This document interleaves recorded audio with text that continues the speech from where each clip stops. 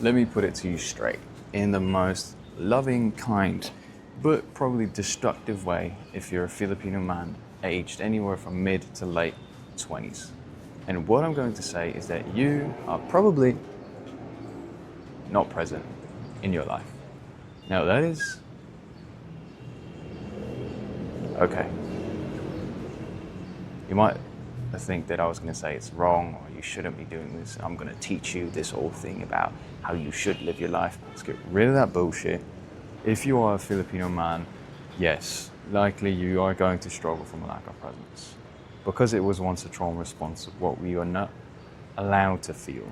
Because many of us, as in childhood, it was too dangerous, to be too overwhelming to be present in that moment because of the pressure, because of the emotional load, because of the fears that were involved.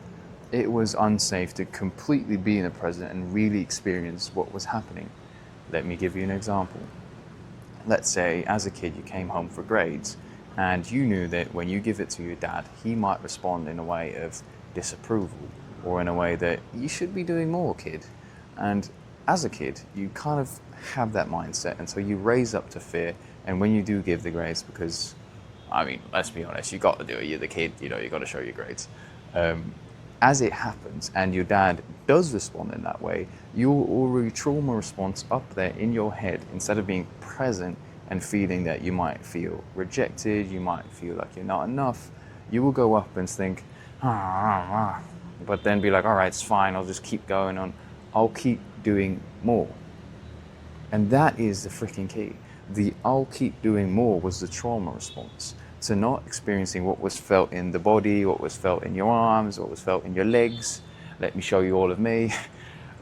And because we don't do that, but we raise up to our minds, the only thing we can think, how can I do this better next time? How can I come back to my dad, or maybe it was your mum, and perform better in the way I did so I can receive the love that I never got?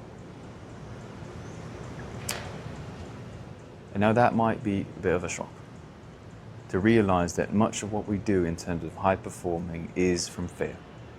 And the only thing I'd like to say as of now is that it is completely okay.